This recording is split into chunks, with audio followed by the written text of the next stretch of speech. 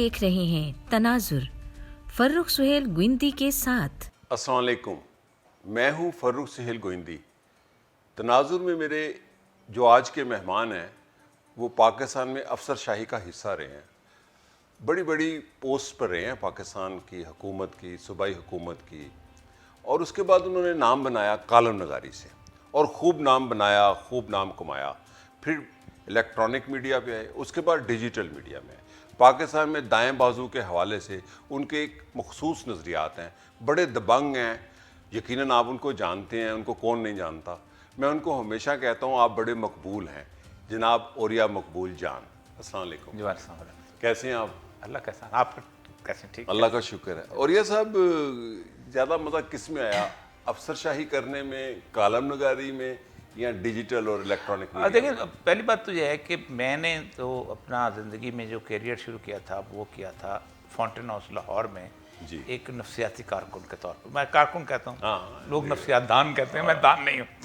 तो डॉक्टर शीर चौधरी साहब मुझे ले गए थे। फिर मैं यूनाइटेड नेशन की एक प्रोजेक्ट था ड्रग अब्यूज़ कंट्रोल का, उसमें चला गया 2-4 चीज़ें। फिर मैंने 5 साल यूनिवर्सिटी में पढ़ाया। अब वो मैं समझता था कि मैं मेरे अंदर एक उस्ताद की चीज़ थी, वो मैंने बहुत एंजॉय की। लेकिन वक्त के साथ साथ हुआ ये कि आहिस्ता आहिस्ता ना तलबा के अंदर सवाल करने की एबिलिटी ख़त्म होती जा रही थी। यूँ लग रहा था कि अब मैं अगर बोलूँगा भी तो इनके सर के ऊपर से गुजरना आएगा। क्योंकि आपका कॉलेज लेवल पे अगर आपका इंटेलेक्ट ठीक ना हो तो यूनिवर्सिटी में खाक आना है। बुनियादी बहुत है, स्कूल्स में नहीं ठीक होती। तो फिर मैंने सिविल सर्विस का इम्तहान दिया। उसमें भी मैंने तजर्बे के तौर पे मैं पंजाब से इम्तहान दिया था। पंजाब से मेरी पोजीशन थी वेरी गुड, बल्कि फेडरल गवर्नमेंट का मतलब का मरकजी लेवल की पोजीशन थी। मुझे सिंध एलोकेट हो गया। अच्छा। तो ज़िया साहब यहाँ पर हमारे उस पर आए थे पासिंग आउट में। अच्छा। तो वो लगे हुए थे कहने कि जी बलूचिस्तान में ये लोग जाते नहीं, बड़ा अच्छा सूबा है। तो मैं चूँकि बलूचिस्तान में सर्व कर चुका था एज ए लेक्चरर, तो मैंने उनसे कहा कि मैं जाना चाहता हूँ। उसने कहा आप सीरियस हैं? मैंने कहा मैं इतना सीरियस हूँ कि कोई और हो नहीं सकता। तो पंजाब में क्यों नहीं? मैंने कहा पंजाब में जब तक मैं कुछ 15-16 गालियाँ नहीं सीखूंगा मैं एक डिप्टी कमिश्नर कहला ही नहीं सकता। अच्छा। तो उन्होंने आफ्ताब बंद खान का इस बंदा SRI का जो नोटिफिकेशन कर दें आज रात को। अच्छा। और रात को मेरा बलूचिस्तान नोटिफिकेशन होगा। तो मैंने 24 साल वहाँ गुजारे हैं। किस जगह पहली पोस्टिंग हुई? मेरी पहली जो पोस्टिंग थी, वैसे तो अंडर ट्रेनिंग में कोटा में रहा, वो थी एडिशनल डिप्टी कमिश्नर पशीन। ओ, बड़ी अहम पशीन में चमन भी आता था। महमूद खान अतिकदी साहब उस वक्त जो थे ना वो जलावतन थे। और ये वो जमाना था जब अफगानिस्तान में जहाद हो रहा था। अमेरिका इत्तेहादी के अमेरिका तौर पर। जी ऐसे वैसे जहाद हो रहा था ऐसे। अच्छा। बल्कि ये थोड़ा सा जहाद जो था वो प्रॉफिटेबल बिजनेस बन गया था। अच्छा। और हमारे ज़माने के अंदर हुआ ये था कि एक ट्रक जा रहा था बहुत बड़ा, 2 ट्रक जा रहे थे असले के अफगान मुजाहिदीन को सप्लाई करने के। सही है। तो जी पहला जो मैं तीसरे दिन जो केस मुझे मिला ये था कि तीसरे दिन आपकी अपॉइंटमेंट कि वो दोनों ट्रक असला समेत गायब हो गए। अच्छा। ठीक। और असला इतना ज़्यादा था जिसके हिसाब ही नहीं। तो अमेरिकी असला सप्लाई होता जाता था मुजाहिदीन था। और चाइनीज़ खरीदता था मिस्र, आता था पाकिस्तान, सप्लाई होता था। वो 2 ट्रक गायब हो गए। तो उसके बाद वो इंक्वायरियाँ शुरू, कहाँ चले गए वो थे। तो उसके बाद मैं स्टेशन पे कोयटा लग गया। तो एक दिन मैं कोयटा में स्टेशन मिशन बैठा हुआ था तो अचानक मुझे एयरपोर्ट से फ़ोन आया कि हमने एक शख्स को पकड़ा है, उसकी ब्रीफ केस के अंदर 35 लाख रुपए है। 1988 उस वक्त में 88। अच्छा। लेकिन वो बेवकूफ़ आदमी वो उसके अंदर हिफाजत के लिए पिस्तौल भी साथ रख लिया पैसों की बात। तो जब गुजरा तो टी बच गया। तो आप आ जाएं ताकि उसको हमने उसका हवाले करना। उस ज़माने में सिविल एडमिनिस्ट्रेशन की थोड़ी सी कोई इज्जत थी। और मैं जब पहुंचा तो पता चला कि वो फौज का उनका उसी बिजनेस से रिलेटेड कप्तान साहब थे। अच्छा। तो वो उसको बेवकूफ़ कप्तान को ले गए कि तुम्हारी बेवकूफ़ी यही है कि तुम्हें यहाँ से ले जाया जाए। तो उस वक्त ये वो ज़माना था कि जब पीक पे था।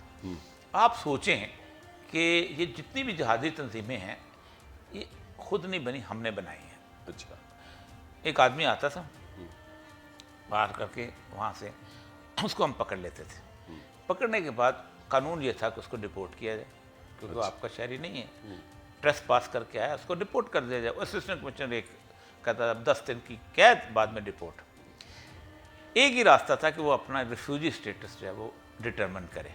अच्छा। उसके लिए उनको कहते थे कि जाओ फलां बंदे के पास जाओ, हिकमत जार के पास जाओ, बुरहानुद्दीन रब्बानी के पास जाओ, अहमद शाह मसूद के पास जाओ। अहमद मसूद जरा कम हो गया था ना। हाँ, तो एक चिट ले आओ कि ये हमारा मुजाहिद है और ये वहाँ से आया।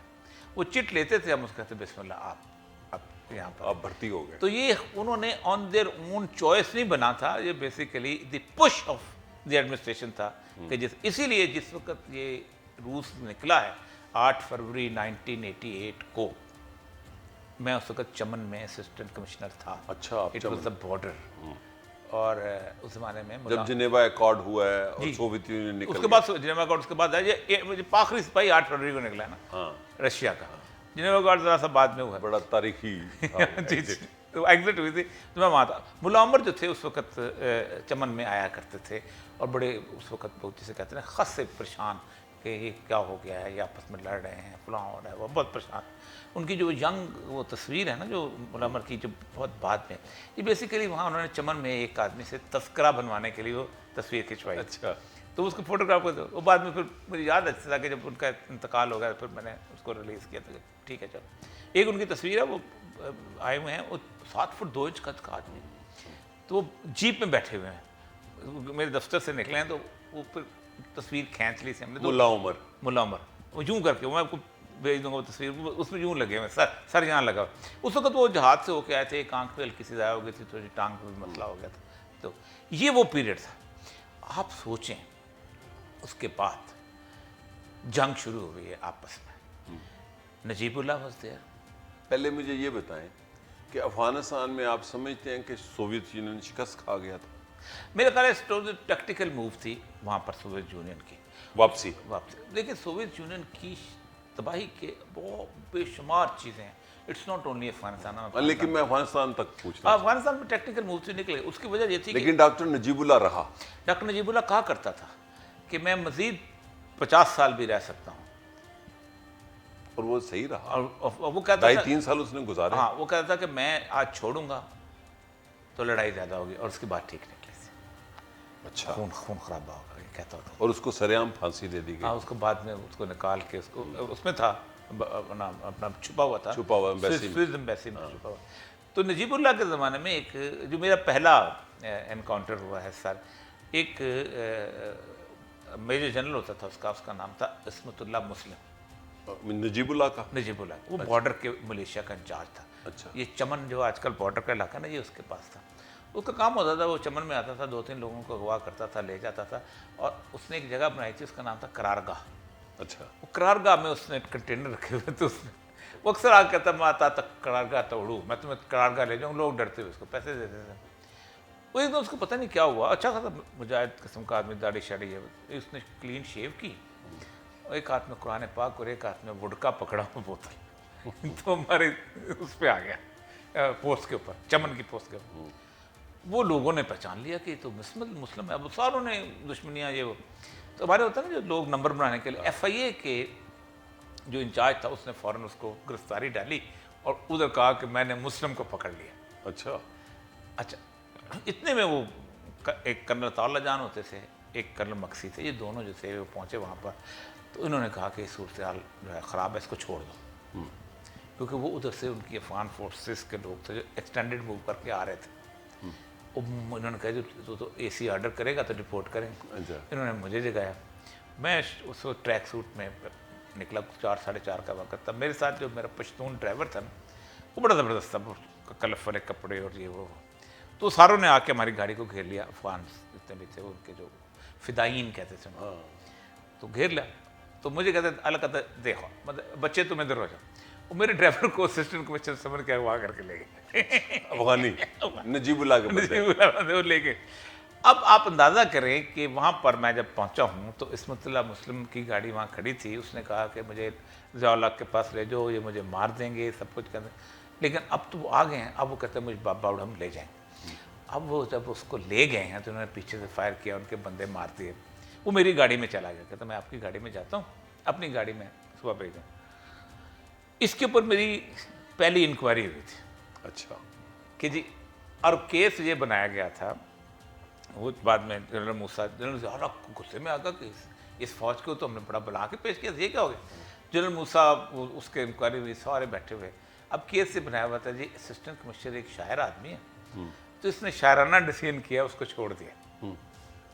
और वो पहले चीफ सेक्रेटरी फलां किसी ने जवाब नहीं दिया, मैं तुम जवाब दे दो। अब मैं अकेला, मैंने कहा जी पहली बात तो ये है कि मैंने किसी की ज़ाती ज़िंदगी के ऊपर कभी कोई कदम नहीं डाला, पूछा नहीं। मैं आपके तमाम जितने भी लोग थे उनसे कोई 1000 गज आगे नहीं था। आप तो मुझे फिर क्या हुआ? इंक्वायरी शुरू हुई ना, जहांगीर करामत साहब उस ब्रिगेडियर थे, जहांगीर करामत ये इंचार्ज इंक्वायरी के इंचार्ज ब्रिगेडियर थे। आप अंदाज़ा करें कि उस इंक्वायरी के अंदर हुआ ये कि मैंने कहा कि कभी लैक ऑफ ऑडिसिटी, आप उसको बिठा के ले, आप ऑर्डर कर दो। मैंने कहा बॉर्डर पे आप असिस्टेंट कमिश्नर को लेके जाओगे कि फायर करो?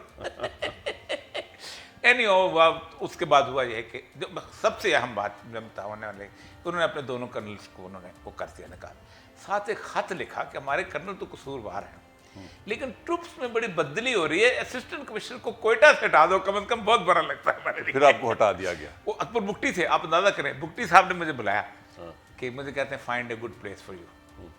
मैं कहा I am already on a good place. नहीं, वो आपके दोस्त कहते हैं कि ये सामने नजर आता है हमारे लोगों को, तो जरा पीछे। अच्छा, ये बड़ी अहम बात कर रहा है। ये बताएं, कहा जाता है कि दुनिया में स्मगलिंग का बड़ा रूट है ये ईरान की तरफ, दोनों, और एंटी एयरक्राफ्ट भी चलती हैं उनके साथ, कॉन्वॉय चलती हैं। जी, जो नारकोटिक्स, ये क्या है? नारकोटिक्स का जो रूट है, इतनी बड़ी ताकतें, जी, नारकोटिक्स का जो रूट है ये है बेसिकली बराबचा और इसके दरमियान एक जगह है ये दालबंदीन जो है ना, जहाँ दालबदीन मैंने देखा हुआ है। दालबंदीन जो एयरपोर्ट हमने अमेरिकियों को दिया था, ठीक, उससे आगे एक जगह आती है बराबचा। पट गुनको और बराबचा का इलाका है, वहाँ एक रोड है कच्चा। ये कच्चा रोड अफगानिस्तान से दाखिल होता है पाकिस्तान में, और फिर उसके बाद निकलता हुआ ईरान में तालाब से नीचे ईरान में दाखिल होता है। उसमें उत्तर से बॉर्डर के साथ साथ ये सारी फैक्ट्रियाँ लगी हुई हैं हीरोइन की, वो आती है heroin, border no man zone वाले इलाके में होती हैं फैक्ट्रियाँ। कोई ज़ाहिर बात है केमिकल, वो बड़ी फैक्ट्री, क्योंकि ये सिंथेटिक तो है नहीं, आप मार्फिन बेस डालते हैं, उसको प्रोसेस करते नतारते एक जगह हीरोइन ले आते हैं, कुछ ब्राउन होते हैं, कुछ वाइट हो जाते हैं। वो जो कॉन्वे चलता है, वो Conway with anti aircraft guns, ये मैंने सुना हुआ है, मैंने खुद देखा हुआ है। हाँ, मैं इसलिए पूछा। तो वो मैं एक वो इतनी हिफाजत से अपने माल को, और वो सारे नीचे जितने भी लोग रह रहे हैं ना, उनको पैसे देते हैं कि हमारा ये रास्ता जो है ग्रेवल करते रहो, और वो ईरान दाखिल हो जाता है। बाद दफ़ा होता यह है कि ईरान के पास वहाँ उतार देते हैं चीज़ें आगे, फिर ईरान के साथ अगर उनकी नहीं बनती, पाकिस्तान के साथ अगर नहीं हुआ किसी का, लोग तो मिले होते हैं ना ऐसे वैसे।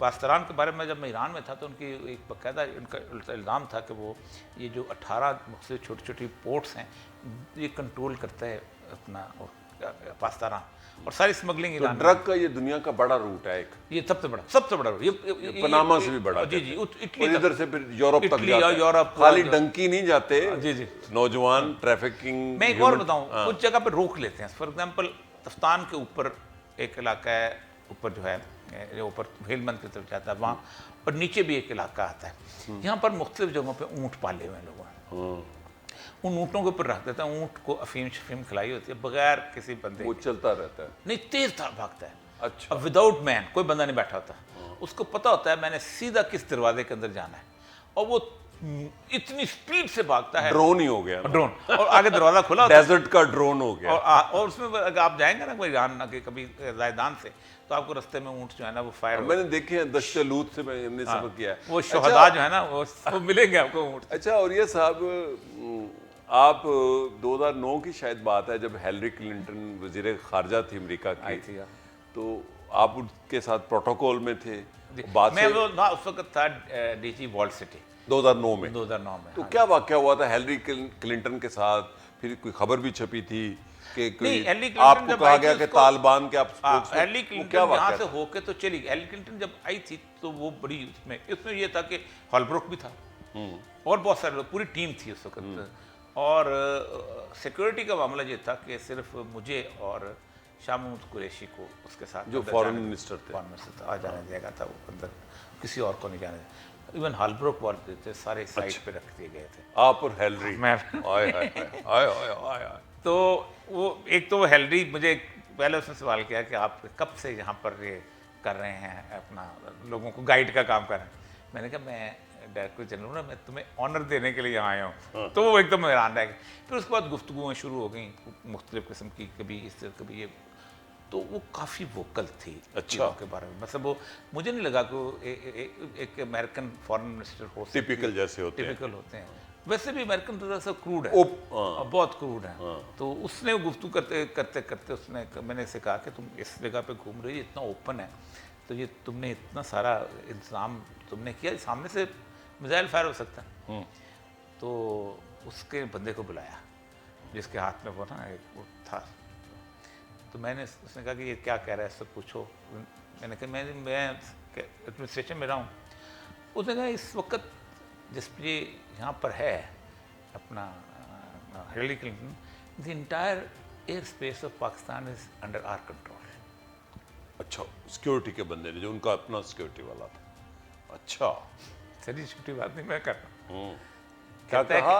The entire air space of Pakistan is under our control. I see, ये है एम्पीरियलिज्म। आगे बताएं। तो उसके बाद मैंने कहा कि हिलरी क्लिंटन चाह रही थी कि मैं यहाँ से खड़े होकर ना, तो बादशाही मस्जिद के साथ जो रास्ता आती है कि तस्वीर मीनार पाकिस्तान, मैं यहाँ खड़े होकर कुछ तस्वीरें बनाऊँ। तो मैंने कहा यहाँ कुछ, उसने कहा फिक्र ना करो, 2 मिनट नहीं आधा घंटा यहाँ खड़े हो जाओ, इस मैग्नेटिक फील्ड के अंदर कुछ नहीं आ सकता। इतना कंट्रोल, इतना उनका कंट्रोल था। तो अदरवाइज भी करते अच्छा, ये मैं बाद में मुझे अंदाज़ा हुआ फिर कि जब मैंने 2004 में, इससे बाद मुझे रिपोर्ट आई सेनेट की मेरे हाथ में, और सेनेट की रिपोर्ट के अंदर यूएस पाकिस्तान रिलेशंस जो थे उन पेश हुए थे 2004 अप्रैल। तो उन्होंने कहा था कि during the tenure of during the fight with in Taliban, Pakistan की इंटायर स्पेस जो थी वो हमारे कंट्रोल में थी, अमेरिकियों की। और 3 हवाई अड्डे थे फिर हमारे पास। हाँ, हिलरी से जो आपकी गुफ्तगू हुई, अब उसका फ्लैट बहुत किया गया, जो आप वो मैं जो पूछना चाह रहा वो हूं, मैं आपको बताऊं कि अमेरिका हुआ में ये जहाँ कि खबर हुआ ये छपी कि आप स्पोक्समैन हैं तालिबान के, हुआ ये कि फिर आर्टिकल लिखाया गया मेरे खिलाफ वहाँ पर, मेरे अमेरिका में। अच्छा, तो वो किस अखबार में? को पता नहीं क्या काउंटर जहाद कोई उनका अच्छा, वो है अमेरिका का। अच्छा। अमेरिका। तो वो एक बहुत ज़बरदस्त आर्टिकल लिखाया गया, दिस वाज इन सितंबर 2016। अच्छा, ट्रंप इलेक्शन लड़ रहा था उस I वक्त। तो see. ट्रंप के जो थे ना, उस आर्टिकल में लिखा गया कि एक लिटिल नोन विजिट, यानी एक खुफिया दौरा हुआ है हिलरी का।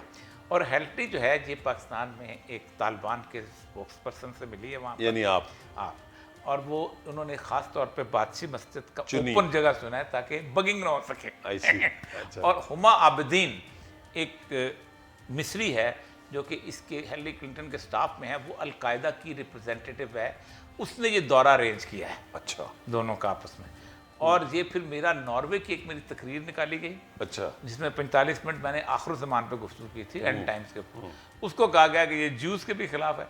तो that was used by the Republicans against Hillary Clinton, against Democrat. Democrat. उसको हराने के लिए उसका वो अब दौरा निकाल के वो आर्टिकल आपको तालिबान का स्पोक्समैन बनाकर पेश किया गया और वो खबर छपी और उस पर कैंपेन। आई सी। तो वो हार भी गए। अच्छा औरिया साहब, आपके बारे में एक ख्वाब मंसूब है, रसूल पाक सल्लल्लाहु अलैहि वसल्लम बशारत हुई एक शख्स को, आपने वो वाक़या कि बाजवा साहब पेश, वो क्या वाक़या था? देखिए, पहली बात तो यह है कि उसके ऊपर बहुत ज़्यादा मैं लोगों को बता चुका हूँ। असल में एक बात ये सोच लीजिए कि रसूल अकरम सल्लल्लाहु अलैहि वसल्लम का हर ख्वाब जो है वो बशारत का नहीं होता, वो अहम बात डराने का भी होता है। अहम बात है, बहुत इंपॉर्टेंट। आपकी एक सिर्फ नज़ीर की भी है, डराने वाला, वार्निंग का भी होता है। और तो क्या था वो वाक़या ख्वाब? मैं अर्ज़ करता हूँ, हमारे एक दोस्त हैं ब्रिगेडियर साहब, मेरे साथ वो कोर्समेट भी रहे, तो वो वहाँ पर थे, आज़ाद कश्मीर रेजिमेंटल सेंटर के सरबराह थे। तो राहिल शरीफ का ज़माना था, जनरल राही शरीफ। जनरल, तो ये वहाँ से आए अपने एबटाबाद में। तो वहाँ उनके एक और ब्रिगेडियर दोस्त जो कि बलोच रेजिमेंट सेंट्रल के सरबराह थे, वहाँ पर एक प्रोफेसर शहजाद साहब, बहुत नेक प्रोफेसर थे, वहाँ से थे, बहुत अक्सर लोग उनसे पूछते थे। आप वो बैठे हुए थे कि वो कहते थे कि उन्होंने ख्वाब देखा है। उन्होंने ये ख्वाब ये देखा है कि रसूल अकरम सल्लल्लाहु अलैहि वसल्लम जो हैं वो आप तशरीफ़ फरमा हैं, तो अचानक हज़रत उमर जो हैं वो एक बाजवा नामे किसी शख्स को लेके आते हैं। बाजवा नामे के शख्स उसको पकड़ के लाते हैं हज़रत उमर, साथ लेके आते हैं। ये मुझे नहीं पता क्या उन्होंने जितना लाते वो लेके आते हैं, क्योंकि ख्वाब जितनी है उतनी बतानी चाहिए। तो उसमें कोई चीज़ उसको देने लगते हैं तो वो उल्टे हाथ से पकड़ते हैं बाजवा। तो ये बहुत इंपॉर्टेंट नुक्ता है पूरे ख्वाब का। तो उल्टे हाथ से पकड़ते हैं, लेकिन होता ये है कि थोड़ा शोर मच जाए तो जो साहिब ख्वाब समझता है कि शायद वो चीज़ उनको मिल गई।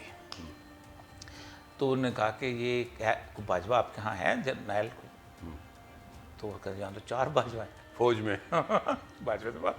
तो उन्होंने चारों की तस्वीरें दिखाई उनको, उन साहब को। तो चारों की तस्वीरों में देखा कि नहीं समझ नहीं आ रही, आपको कद आदम वाली जो है ना लाइफ पोर्ट्रेट, ताकि जैसे देखा तो उन्होंने वो दिखाई, तो उनका ये वाले बाजवा था।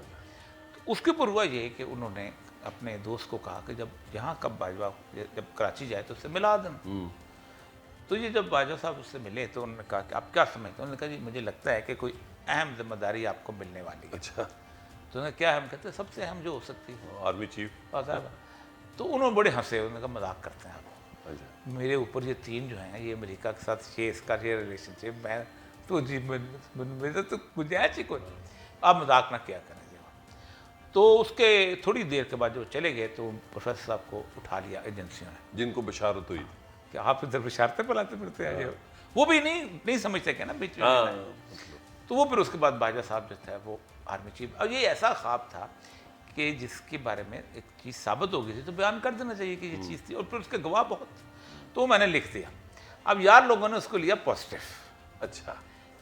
तो उसके ऊपर बातें शुरू हो गई, मैं इस पर डिस्कस नहीं करता था, जैसे अब भी आपने कहा तो मैं डिस्कस कर रहा हूँ क्योंकि अब वक्त गुजर गया। तो हुआ ये कि ये एक दफ़ा मैं न्यू टीवी में 2021 का हुआ, अभी बाजवा साहब हयात थे, फुल पोजीशन में थे। तो उन्होंने पूछा एक प्रोग्राम में, इसका प्रोग्राम था तो उसमें पूछा कि ये आपने ख्वाब देखा, आप तो बशारते। मैंने कहा ख्वाब आप देखें, इस्लाम के अंदर उल्टे हाथ वाले और सीधे हाथ वाले 2 ही अलामतें हैं। सीधे हाथ वाले मोमिनीन हैं और उल्टे हाथ वाले जो हैं क़यामत के दिन भी उल्टे हाथ में जिसको मिलेगा वो मारा गया सीधे हाथ वाले। तो इसमें ये ख्वाब तो नेगेटिव है, और ख़ास तौर पे जब रसूल अकरम सल्लल्लाहु अलैहि वसल्लम की तरफ उल्टा हाथ बढ़ाओ तो ये और ज़्यादा गलत बात हो जाती है। तो 2 ही चीज़ें हो सकती थी, या तो ये बंदे को हज़रत उमर का थप्पड़ काम आ गया तो ये ठीक हो जाएगा, या फिर ये तो वो दूसरा हुआ। और वार्निंग पहले इसलिए बताई थी कि इसको ठीक होना चाहिए, पोजीशन मिलेगी लेकिन नहीं नेगेटिव का। अच्छा। वही नेगेटिव आप देखें जितना नुकसान उस वक़्त से हुआ है। पाकिस्तान की फ़ौज को 75 साल के अंदर कभी भी पब्लिक रिजेंटमेंट का और इमेज इन द पब्लिक का ऐसा सामना कभी नहीं पड़ा अब है। मैं ये अब सवाल इसलिए करना चाहूँगा, मैं चूँकि रियासत पे यकीन रखता हूँ और रियासत का और हुआ ये था कि मेरे जो चैनल वाला था ना मालिक, उसको वहाँ फ़ोन किया गया कि हम तुम पे 295 सी लगा देंगे, इसको निकाल दो। वो मुझे निकाल दिया कि रियासत का हिस्सा फ़ौज होती है और होनी भी चाहिए। पाकिस्तान में एक 80s में बड़ी इसकी हुई थी कि आर्मी का आइनी रोल तय कर दिया जाए कि जो तुर्की में है, तो क्यों ना पाकिस्तान में फ़ौज को सियासत में एक आइनी हक दे दिया जाए। देखिए अगर पाकिस्तान तरक्की कर सकता है। दुनिया के हर मुल्क में मुख्तलिफ किस्म की अफवाज है। हाँ। आप हर फ़ौज को हर फ़ौज के बराबर नहीं हो सकता। पाकिस्तान की जो फ़ौज है ये 1773 में लॉर्ड कॉर्नवालिस ने बनाई थी, इसके रूल्स बनाए थे इसके और सिविल सर्विस के। सिविल सर्विस को उन्होंने सुपीरियर रखा था और वो समझते थे कि सिविल सर्विस जो है चूँकि पब्लिक के सामने डील करना इसलिए हो जाता। 1857 तक ये एक रूटीन वाली सूरत हाल रही, भर्ती किया, मार दिया, ये कर दिया, वो कर दिया। और ये जो हम कहते हैं ना बड़े, आप भी राजपूत पंजाबी हैं कि हम बड़े गैर बहादुर जंगजू मार्शल, खाम खा मैं नहीं मानता। हाँ, हालांकि जो रणजीत सिंह को जिस फौज ने शिकस्त दिया ना वो 4-4 फुट के बंगाली और मद्रासी से। ठीक है, ठीक बात। वो चिलिया वाले तक मारते हुए आए थे। ठीक, तो ये भी एक मिथ है बनी हुई, जिसके हाथ में बंदूक है ना वो 2 फुट का, बंगाली 4 फुट के हम कहा 2 फुट आप बंगाली। अच्छा, तो उन्होंने 1857 की म्यूटनी रिपोर्ट आप पढ़ें, उसमें ये है कि basic reason of mutiny was कि हमारे अफसर और हमारे सिपाही के दरमियान कोई राब्ता नहीं था। इसलिए जब अफवाह फैली कि इसके अंदर सूअर की चर्बी है और गाय की चर्बी है तो कोई समझाने वाला नहीं था। गोरा कहता था नहीं, नो, यस, वो। तो उन्होंने एक सर्विस शुरू की जो कि भर्ती हो यहाँ से। वो फिर उन्होंने जितने लोगों ने मदद की हुई थी ना, खबर निसार लिखा। ठीक है, फिर वो आप फौज का सुन स्ट्रक्चर तो बता। सुन अभी 1 मिनट, अभी 1 मिनट सब क्लियर हो जाएगा। अच्छा, उस सर्विस के अंदर जो लोग आए उनको एक सबक पढ़ाया गया, सिविल सर्विस भी ली और यहाँ भी ली, कि देखो हम जो 5-7 लाख लोग हैं जिनमें 25,000 गोरे हैं, ये हैं मुहिब्बे वतन, और 35 करोड़ इंडियन हैं गद्दार, अनलेस कि वो अपनी मुहिब्बे वतनी साबित करें। ब्लडी सिविलियन बड़े से जो term है, bloody civilian। 1920 का जो एक्ट है ना, ऑफिशियल सीक्रेट एक्ट, और वो जो CRPC के अंदर है, वो यही कहता है कि हम बुनियादी तौर पर सिंबल ऑफ लॉयल्टी हैं टू द स्टेट एंड। तो जनरल किचनर ने ये पावर लिया, हाँ जी जी जी, वायसराय की पावर को उसने कंटेन किया, उसने कहा वहाँ पर सूडान में। जी जी, जनरल किचनर बड़ा दबंग, जिसको कहना जी बदमाश जी, जनरल था। मेहदी सुडानी के मुकाबले में जो खड़ा हुआ था, और उसने ये पावर वायसराय की भी अपने पास लेने, और वो बैठने लग गया जो इंडियन कमेटी क्या होती थी वायसराय की, जी, जी, कि वो मुझे नुमाइंदगी दी नुमाइंदगी। जाए। तो कहते हैं कि ये कॉलोनियल ढांचा है ब्रिटिश इंडिया का। गोरा हमसे 1000 दर्जे बेहतर था। मैं आपको एक मिसाल देता हूँ, सबसे बड़ा कत्लेआम जो हुआ है, पब्लिक कत्लेआम, वो जलियांवाला बाग में हुआ है, और पंजाब में हुआ है, जिसको कहते हैं जी पंजाब ने कोई मजामत नहीं की। और गुजरांवाला बहुत की है। यही मैं कह रहा हूँ कि इल्जाम लगता है कि की नहीं, हालांकि तारीख ये बताती है कि पंजाब ने 1857 से मजामत की है। बिल्कुल की है। तो 1919 में वो जब उसने वहाँ फायर किया, तो सबसे पहले डिस्कशन शुरू हुई 3 दिन के बाद वहाँ असेंबली, वहाँ पर उस पार्लियामेंट, कि ये क्या हो गया, हम तो एक दिन चले जाएंगे, ख़त्म हो जाएंगे। तो एक इंक्वायरी कमेटी बनी, उसके सामने जनरल डायर को पेश किया गया। जनरल डायर कौन है? जिसने अफगानिस्तान की फ़ौज के अंदर काम किया था, कैप्टन ज़माने से। उस बंदे को बाकायदा उसके खिलाफ गवाह आए, फौजी अदालत नहीं, पब्लिक की अदालत, उसका जो हेड था वो एक जज था, और उसको उन्होंने सजा दी कि इसको आर्मी की सर्विस से निकाल दिया जाए, और इसको आइंदा पूरे ताजे बरतानिया में कोई नौकरी ना दी जाए। अच्छा, ये पाबंदी भी लग गई जनरल डायर कि रिटायरमेंट के बाद नौकरी भी नहीं दी जाए, कोई आर्मी वेलफेयर ट्रस्ट, कोई इस तरह उल्टा हिसाब है, कोई नैब का चेयरमैन नहीं लगाना आपने, खबरदार, वापडा का चेयरमैन नहीं लगाना, पाबंदी। ये 1919 में गोरा कर रहा था, क्योंकि उसको पता था कि पब्लिक के साथ कैसे। रिजेंटमेंट नहीं। फौजी अदालतों में बड़े कम केस ट्राई होते थे। ये जो जितने लोग कालाबाग गए हैं, सॉरी काला पानी गए हैं, बाकी गए हैं, ये बेसिकली बगावत के ट्रायल मुकदमात तो ओपन होते। गोरा लेके सबसे बड़ा मुजरिम भगत सिंह है ना, क्या उसका जेल में ट्रायल हुआ था? क्या उसका फौजी अदालत ने ट्रायल किया था? उसका ट्रायल एक सिविलियन कोर्ट ने किया था, और उसके अंदर मैं नाम नहीं लेना चाहता उन बड़े बड़े मुसलमानों का जो उसके खिलाफ वादा माफ गवाह बने थे। हमारे बड़े हीरो हैं वो छोड़ दे रहे थे। अच्छा, मैं यही पूछना चाहता हूँ कि पाकिस्तान के अंदर ये एक टकराव सा नज़र आ रहा है। देखिए, मैं मिलिट्री डिक्टेटरशिप का मुखालिफ हूँ, लेकिन किसी मुल्क में ख़तरनाक सिचुएशन होती है जब अवाम और फौज मुतहारिब हो जाएं, तो ये कैसे सेटल किया जा सकता है? पड़ोस आप ना सिविलियन हैं, ना आप फौजी हैं, आप एक ह्यूमन बीइंग हैं, एक इंसान है। पाकिस्तान देखिए ना, पाकिस्तान 1947 से पहले भी था। मेरे लिए तो ये 600 साल पहले था, जब हमारा कतील शफा के शेर है ना, पाकिस्तान का शहर ही था मैं, पाकिस्तान से पहले भी। वाह वाह, मैंने ये पहली दफ़ा सुना है। मैं तो यहाँ मुसलमान, जब हमारा बुजुर्ग हुआ था गाँव में हिंदू से, तो मेरे लिए तो पाकिस्तान पुराना है ना, मेरे लिए तो यही मुल्क है। भी कहा था जिस दिन एक मुसलमान आ गया था। तो अब मैं ये समझता हूँ कि पाकिस्तान में ये जो टकराव है, ये बड़ी खुल के बात करने वाली है, इसको तदब्बुर से रिजॉल्व किया जाना चाहिए। देखिए, तदब्बुर से रिजॉल्व करना जो है वो इस वक्त होता है रियासत का हाथ में। रियासत शाही का डेरा नहीं होती। वाह वाह वाह वाह। रियासत ये नहीं कहती मेरे 5 मारे हैं तो मैं 15 मारूंगा, इसलिए कि रियासत को जो बच्चे दिए होते हैं वो भी उन माओ ने जने होते हैं जो सिविलियन होते हैं। किसी फौजी माँ ने बच्चा नहीं जना होता, सिविलियन माँ ने बने होते हैं। ये जर्नैल भी ना एक सिविलियन माँ ने जना होता है। मैं आपकी बात कर, मुझे अपना एक दोस्त याद आ गया, आज से 40-50 साल पहले वो फौज में गया, 40 साल पहले, तो आके सिविलियन के खिलाफ बोलने लग गया। तो मैं कहा, आपके अब्बा जी भी तो सिविलियन है ना? इनका ये क्या आप दलील दे रहे हो?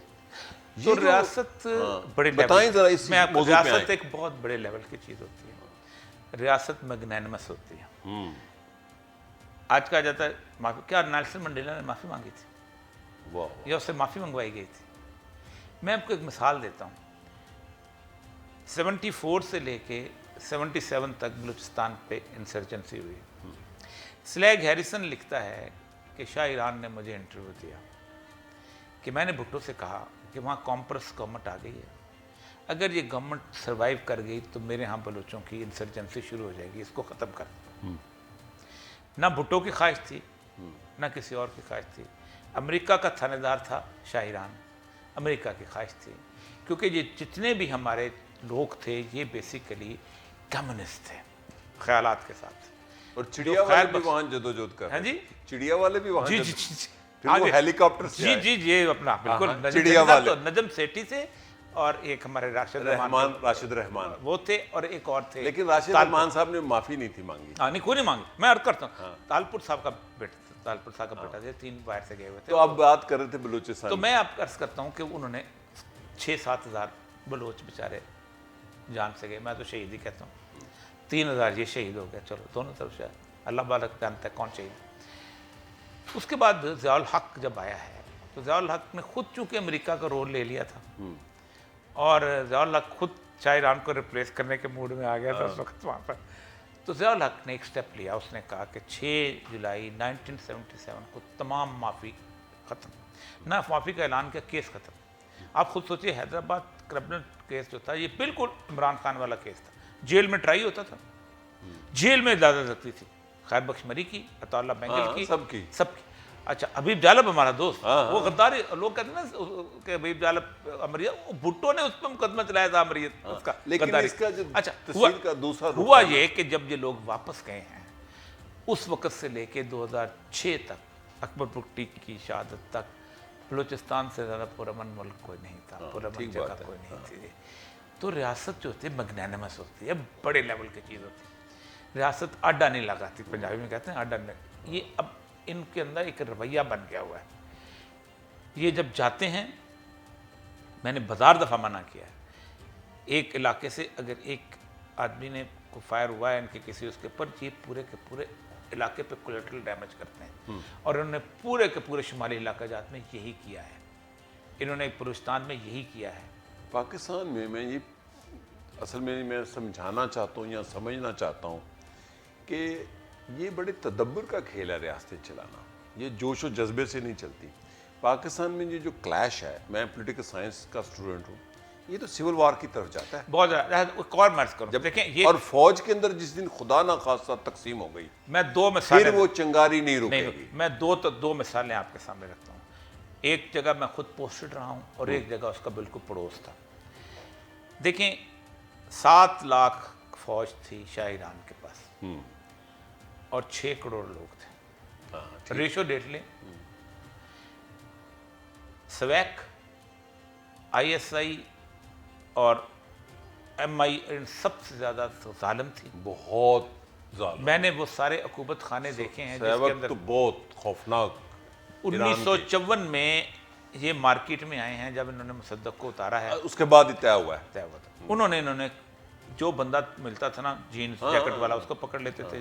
नस्लें इन्होंने तबाह कर दी, मिसिंग पर्सन। मैंने उन लोगों से मिला हूँ जो मौजू पे आए ना, ठीक है,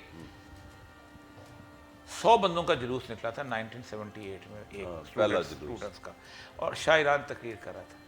8 महीने 10 दिन के अंदर जब खुमैनी वहां पर पहुंचा है तो ये सारे के सारे की हैसियत खत्म हो गई थी। और आप अगर ये कहते हैं कि ईरान के अंदर दुनिया का सबसे बड़ा इस्तकबाल था उसका, ईरानी पाकिस्तान के आम आदमी से ज्यादा नाजुक मिजाज, ज्यादा लखनऊ का स्टाइल, ज्यादा नरम गुफ्तार, ज्यादा नरम गुफ्तगू करने वाले, ओनली 47% जिनकी मादरी ज़ुबान फारसी, शिया सेंटर में, साइड पे सुन्नी। कौन सी पार्टी थी जो शाह के खिलाफ नहीं इकट्ठी हुई? मुजाहिदीन खल्क जमहूरियत वाले, MKO, तोदा पार्टी जो है कम्युनिस्ट वाले, उसके बाद ये मौलवी जो थे ये नेशनलिस्ट, दोनों मदरसे सारे इकट्ठे हुए और सोच सकते हैं कि उसके बाद क्या हुआ था। अमेरिकी भी आज ये पाकिस्तान के बारे में यही सोच रहे हैं कि अगर यहाँ पर एक दफ़ा सिविल वार हो गई तो अमेरिकी फिर अच्छा, एक फर्क है, वहाँ पर ये पार्टियाँ मौजूद थीं जो कि बड़ी ताकतवर थी, जो कम्युनिस्ट पार्टी और मुजाहिदीन खल्क, मदरसे के अलावा। यहाँ तो ऐसी जमातें भी नहीं। अच्छा, नहीं, यहाँ तो जो 3-4 जमातें हैं वो तो अपने बच्चों के लिए जमातें में बनी है। अच्छा, तो ये बहुत बड़ा फ्लॉ है ना, यही खराबी है। ये है इराक वाला मामला। हाँ, ये मैं कहना, अभी इराक ये इंकलाब यहाँ नहीं, पर अनार्की की आएगी। इराक में क्या हुआ, लोग कहते हैं जी फौज मुल्क बचाती है, 7 लाख फौज उसी के पास भी थी, हाँ, वर्दियां उतार कर भागे। 90,000 जबरदस्त, मुझे समझ आता कि दुनिया में इससे बड़ा ट्रेंड कुछ जैसे हमारी SSG, सेल्फ सस्टेनेबल, एक गोली बाहर से नहीं लेता था वो, खत्म। और अनार्की आ गई सर, आप 5 मिनट नहीं, इराक तकसीम हो चुका है। इराक तो ऑलमोस्ट, मेरा बेटा होता है तकसीम हो चुका है, अरबील में होता है, वो कुर्दों का इलाका है, वो बगदाद में, अब पाकिस्तान पाक बगदाद में वीजा लेके आता है। मुझे पता है पाकिस्तान के इस बहरान का हल क्या है, ये जो खामोश एक बहरान है। इस बहरान का एक ही हल है कि पाकिस्तान की जो मिलिट्री क़यादत है वो अपने आप को एकदम खामोश कर ले, डीपोलिटिसाइज कर ले। देखिए 7 तारीख की जो प्रेस कॉन्फ्रेंस हुई है, सियासतदान बहुत तेज होता है, बड़ा गहरा होता है। ओहो 7 तारीख के अगले दिन अत्ताताड़ की प्रेस कॉन्फ्रेंस हुई है, जो गाली नवाज शरीफ को, शहबाज शरीफ को गंदम पे पड़ रही थी, वो सारी घूम के उन्होंने 7 तारीख वाले पे डाल दी। इनको पता नहीं चला, फौजियों को समझ ही नहीं आई इनको, बिल्कुल समझ नहीं है। भाई तुम, एक होता है उर्दू में मुहावरा, उड़ता हुआ तीर अपने लिए ले लेना, ये उड़ता हुआ तीर जब तक आप 9 मई की गुफ्तगू करते रहोगे, आप तीर आपके पास आते हैं। आप पब्लिक में अपनी सेंटिमेंट तो देखो क्या है। मैं आपको एक बात बताऊं, जो अहम तरीन चेंज आई है ना पाकिस्तान में, वो पाकिस्तान इससे पहले नहीं आई थी, वो है 8 फरवरी। एक थिंक टैंक है न्यू अटलांटिस, उन्होंने अमेरिका उन्होंने स्टडी की है कि पाकिस्तान का जो 8 फरवरी का इलेक्शन है, ये अगले कई साल तक अमेरिकन यूनिवर्सिटीज़ में एज अ केस स्टडी के तौर पर पढ़ाया जाता रहेगा। उसकी 5 वजूहात बताई हैं उसने कहा किसी इलेक्शन में दुनिया के, अमेरिका, रूस, जापान, फ्रांस, कभी भी बॉटम अप स्ट्रेटजी कामयाब नहीं हुई। बिल्कुल सही कहा। उसने कहा हैरान कुन है कि ऊपर कोई स्ट्रेटजी नहीं है और नीचे सिंक्रोनाइजेशन ऐसी है कि लोगों ने कामयाब कर दिया। हाँ, कोई जमात नहीं है, कोई सेकंड लाइन लीडरशिप सर, नहीं है। ऊपर कोई स्ट्रेटजी नहीं है, कोई आपका ये नहीं है कि आपने आज ये इश्तिहार देना। पाकिस्तान में एक बड़ी मिडिल क्लास है, हाँ, कमाल कर दी। वो उनके लोगों को लोटा मिला है, सीढ़ी मिली है, उन्होंने सॉफ्टवेयर बनाया है। सेकंड से 5 पॉइंट सुनिए, आप हैरान रह जाएंगे कि आपको पाकिस्तान से कौन सा मोहब्बत होने लग जाएगी। सेकंड, वो कहता है कि कहीं भी दुनिया में पीयर ग्रुप कोऑर्डिनेशन इस लेवल की नहीं हुई जितनी पाकिस्तान के अंदर हुई। 50 लोगों का ग्रुप, 100 लोगों का ग्रुप, ये वो, और तो वर सो कोऑर्डिनेटेड कि उन्होंने इलेक्शंस के सिंबल्स तक याद रखे। वो सॉफ्टवेयर बना दिया ना कि किस हल्के में कौन सा उनका कैंडिडेट, और ये कितने ब्रिलियंट कौम है। सिर्फ बनाने की बात नहीं है। अच्छा, इसका ताल्लुक इमरान खान से नहीं, इसका ताल्लुक कौम से है, यही मैं कह रहा हूँ। इसका ताल्लुक कौम से। वो इमरान खान अगर बिट्रे करेगा वो भी उड़ जाएगा, वो भी उड़ जाएगा। तीसरा, वो कहता ये है कि दे वर द फर्स्ट पीपल के जिन्होंने जो उसका कहते हैं ना मॉनेटरी जो मीडिया होता है ना, उसको उन्होंने डिफीट दिया। बहुत बड़ी डिफीट दी है, यानी दुनिया पूरी में कहीं नहीं होता। मैं आपको एक थिंक टैंक बताता हूँ, नाम नहीं बताता, मैं उसमें मेंबर हूँ। मैं ना इमरान खान से मुतासिर हूँ, ना नवाज शरीफ से। मैं जिससे मुतासिर हूँ, को मौज़ेतुंग हो, अतातुर्क हो, मैं तो उन लोगों को आइडियलाइज करता हूँ अगर करूँ तो वहाँ 5-6 दिन बहुत बड़े लोग हैं पाकिस्तान के, सहाफ़ी, वज़ीर ख़ारजा। तो मैंने कहा जी मैं जानता हूँ इतने वोट पड़ेंगे कि लोग हैरान हो जाएंगे। तो वो एक बहुत बड़े सहाफ़ी है, नहीं, और वो एक पिल डैट वाले हैं, वो भी संजीदा होकर बैठ के अपने दे रहे थे, कुछ नहीं होना। मैंने कहा आपकी यहाँ नब्ज़ नहीं है आवाम पर। बिल्कुल नहीं। मैं 10 साल की उम्र से एक्टिविस्ट रहा हूँ, मुझे नज़र आ रहा है वोट पड़ेंगे। मेरे जैसा आम आदमी जिसकी कोई इन्फॉर्मेशन नहीं है, ऐसा सहाफ़ी नहीं हूँ कि मैं इतला रखता हूँ, मैं तो एक अवाम में से हूँ ना, अगर मुझे ये पता है और ये अच्छा साइन। अच्छा, चौथा पॉइंट, चौथा पॉइंट वो कहते हैं कि किसी भी इलेक्शन में दुनिया के बड़े all avenues of media have not been exploited. इन्होंने किए, ये फेसबुक से निकलते उस पर चले जाते थे, उस पर निकलते, जो बैन होता है वहां चले जाते जो जाए। पांचवा कहता है कि इस लेवल की चीज थी कि मुखालफिन को इनोवेशन खत्म हो गई थी। यहाँ मैं आपको अपना एक एनालिसिस देता हूँ। मैंने 2014 में ये कहना शुरू किया, मेरी किताब भी है इमरान खान के बिखरते का, कि पाकिस्तान में middle class working versus middle class clash है। एक रवायती मिडिल क्लास मर्केंटाइल, ताजर, दुकानदार, कबाबों बेचने वाले, एक जो है कॉर्पोरेट, पढ़े लिखे, साफ पानी, उनका लोग मजाक उड़ाते हैं।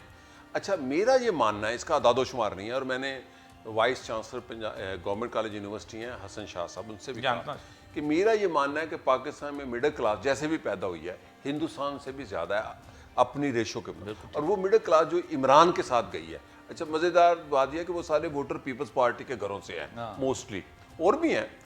वो इतनी बड़ी मिडिल क्लास है, उसको आप शिकस्त नहीं दे, और वो एजुकेटेड है। एक और अर्ज करूं, इस इंसर्जेंसी से पहले जेल काटता था रेडी वाला। यही मैं कह रहा हूँ ना। दूसरा, इस दफा जिस बंदा जेल गया है ना, उसका बाप उसको 10 साल तक अफोर्ड कर सकता है। यही मैं, वो मिडिल क्लास है, वो मिडिल क्लास है। अच्छा, वो मैं कह रहा हूँ, वो इक्विप्ड है तालीम से, रोजगार उसके पास है, तालीम उसके पास है, स्किल उसके पास है। उसको मैं खुल के बात करूं, ISPR के बड़े बड़े मीडिया एक्सपर्ट से ज्यादा नॉलेज है कि सोशल मीडिया कैसे इस्तेमाल करना है। एक और मैं बताऊं, मैंने सोशियोलॉजी वाले कहते हैं कि these are gateways of the community. हाँ, और अगर इनको ये एक बंदा जो है वो 100 लोगों को कायल करता है।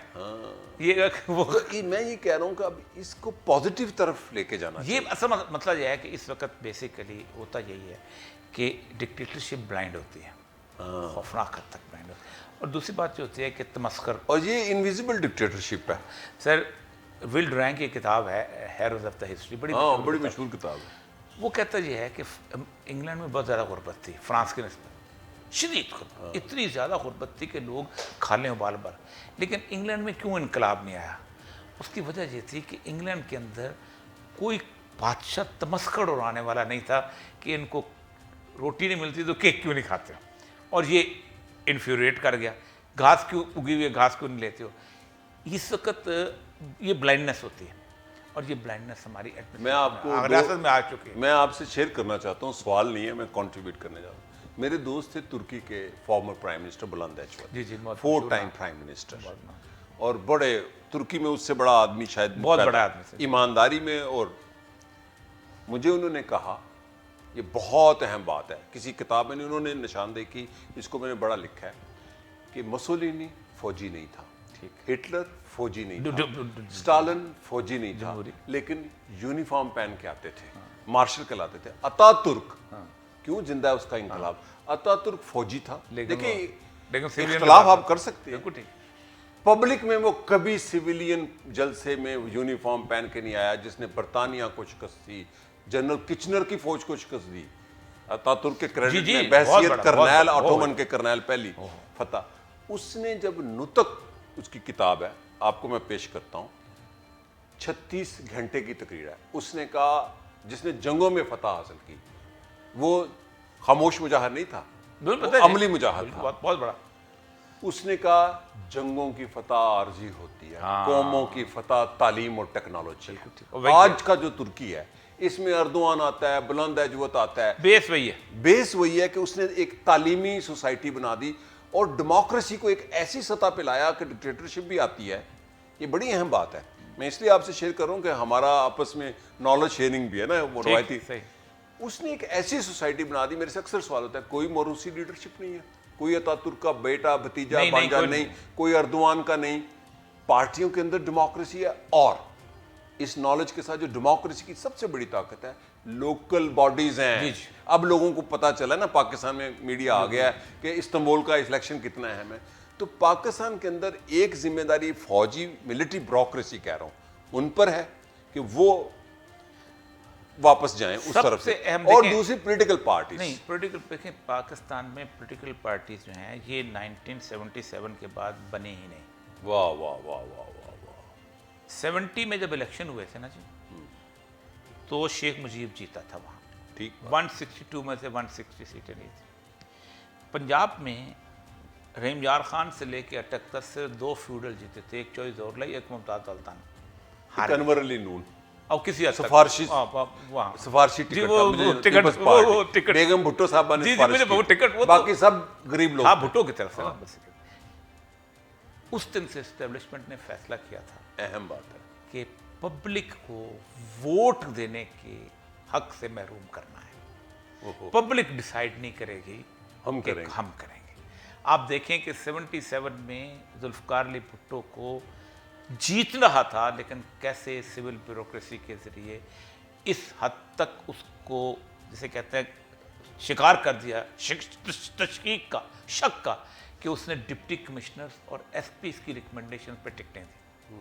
उसका सबसे बड़ा आदमी हयात जैसे अमर नवाज शरीफ को ज्यादा वोट डलवा दिए, हयात अमर वो टुमन, उसके उल्टे पड़ गए हैं। हयात अमर टुमन जो है मुझे उसका याद है सरदार हाँ था। मोमेंट अमन। उसके बाद उसने फिर भुट्टो को टैप किया और भुट्टो चला गया। फिर कोई ऐसा लीडर मुझे बताएं जो बकौल शेख रशीद गेट नंबर 4 से नहीं आया। हम तुम्हें बना वैसे देंगे। पहले, अब तो गेट नंबर 4 है, पहले बस नंबर 4 होती थी पागल खाने की। वैसे हर बार आप खुद सोचें कि एक बंदा 400-500 खलंडरे सरमायादारों के नौजवान लाहौर शहर में घूमते फिरते थे। एक बंदा गवर्नमेंट कॉलेज की कैंटीन पे बैठा तलत के गाने सुना रहा है। अचानक एक जर्नैल कहता है तशरीफ लाएं और आपका बाप के साथ हमारा वादा है, हम आपको लगा देते हैं फाइनेंस मिनिस्टर पंजाब का। और वो उस वक्त नीले रंग के जूते भी पहनता है, नीले रंग के सिर वो पहनता है, सॉक्स भी येलो पहनता है। जो भी आप बताएं, उसके पीछे उन्होंने पूरे पंजाब के उन सरमायादारों जागीरदारों को घुमाया है जो लोग कहते थे कि एक लोहार होता है वो जो सीएम बनना और चाहते तरखान थे साउथ पंजाब के, उनको शिकस्त दी इसने। शिकस्त। हाँ जी जी। इसीलिए नवाज शरीफ के बारे में जौलक ने कहा था ना, मेरा किला बड़ा मजबूत है तो वैसे मजबूत अभी तक। अच्छा, अब आखिर में आते हैं, इमरान खान से लोगों ने उम्मीदें लगाई हैं। अब इमरान खान क्या कर सकता है अगर बाहर आ जाए? देखें, पहली बात तो यह है कि इमरान खान की से मैं, आपको पता है कि उसके ड्यूरिंग टेन्योर में हमेशा उसके साथ कोई ऐसी मेरी अच्छी तल्लुकात नहीं रही। इसकी एक वजह यह है कि इन द बिगनिंग जब वो हुए थे तो उन्होंने मुझे रात को फ़ोन किया अपनी तकरीर के बाद, जब उन्होंने वहाँ से की थी बनी गालत, कि आप कब आ सकते हैं मुझसे मिलने में ब्यूरोक्रेसी के बारे में कुछ का। मैंने कहा मैं कल आ जाऊँ। बस ठीक है, कल आप तशरीफ़ ले आए तो मैं आपके साथ। तो उसके रात को 1 बजे के करीब मुझे ऑन चौधरी का फ़ोन आया कि खान साहब कहते हैं मैं खुद ही बताऊंगा, अभी अपन मसरूफ़ हो गए। तो मुझे अब पता चल गया कि अब वो घेरे में आ इतला हो गई कि बस कर, घेरे में आ बस वो दायरा बन जाए। और वो घेरे में आया और खौफनाक तरीके से गया। सर, सियासतदान से एक ही चीज़ है जो आप छीनते हैं और वो है उसका एतमाद और पब्लिक से रब्ता, कि वो लोगों को अवाम से उसको एक रब्ता। खास बादशाह, उन्होंने इमरान खान से भी छीना, उन्होंने इनसे भी छीना, उन्होंने सबसे छीना, इवन भुट्टो से छीना। भुट्टो से तो बिल्कुल छीन लिया था। भुट्टो से अब ये अगर खान साहब बाहर आ जाते हैं तो क्या मुआवजा तो नहीं कर? नहीं, वो इसी की बात नहीं है। मुझे लगता क्या कर लेंगे? देखें, क्या हम कर कुछ फिलहाल तो कुछ भी नहीं कोई कर सकता, कोई कुछ फिलहाल तो कोई करना क्या चाहिए उनको? करना बुनियादी तौर पर सियासी फैसला, जेल के सबसे बड़ी सियासी फैसला ये होना चाहिए कि आपको पूरे का पूरा एडमिनिस्ट्रेटिव स्ट्रक्चर रीड्रॉ करना चाहिए। आइन ड्राफ्ट करने की कोई जरूरत नहीं, बहुत हो चुका। वाह वाह वाह। एडमिनिस्ट्रेटिव स्ट्रक्चर रीड्राफ्ट करना चाहिए कि किसकी क्या चीज़ है और एक नया सोशल कॉन्ट्रैक्ट होना चाहिए। इंडिया में 229 एक आर्टिकल है, ये उन्होंने अपने कॉन्स्टिट्यूशन में रखा था कि every citizen can knock the door of high court. उस एवरी सिटीजन में फौज का सिपाही भी आता है और वो भी आता है। वाह। उसकी बुनियाद पे एक ब्रिगेडियर साहब अदालत में चले गए कि मेरी ये क्रेडेंशियल्स हैं, ये क्रेडेंशियल्स हैं, और मुझे आर्मी चीफ ने ज़ाती वजह से प्रमोट नहीं किया। उन्होंने बुला लिया, बताओ। उन्होंने कहा तुझसे कि बताओ, वो तो नहीं था। उन्होंने उसको वापस कर दिया और इसको प्रमोट कर दिया, रीड्रॉ कर दिया ना। उस दिन उनको पता चल गया कि एक आदमी की ओबीडियंस नहीं होती। पाकिस्तान में लॉयल टू द किंग जो है ना, वो लॉयल टू द चीफ हो चुका है। इसने हमारे यहाँ मसाइल पैदा किए हैं। यही पार्टी के अंदर भी है, loyal to Nawaz Sharif, loyal to Zardari. आप मुझे बताइए, किसी भी सियासतदान को यहाँ बिठा दिए आपके टॉक शो में, वो अल्लाह का नाम उतने देर नहीं लेगा जितना पार्टी लीडर कर लेगा। वो तो ऐसे तारीफें करते हैं कि बस उनसे ज्यादा अक्ल कोई नहीं है, और सारे निजी महफलों में उसके खिलाफ बोल रहे होते हैं अपने लीडर के। अच्छा औरिया साहब, आखिर में आप क्या समझते हैं कि आपको उम्मीद है इस अवाम से और रूलिंग क्लासेस से कि अपनी जिम्मेदारियां पूरी करके पाकिस्तान आगे बढ़े? अल्लाह तबारक व तआला, मैं एक बड़ा वो कैसे कहते हैं ना, एक कन्विक्शन रखने वाला आदमी हूँ, और मेरी कन्विक्शन का मसला ये है कि अल्लाह तबारक व तआला कहता है ये दुनिया मेरा बाग है। मेरा बाग है। बाग है। आपका बाग है ना।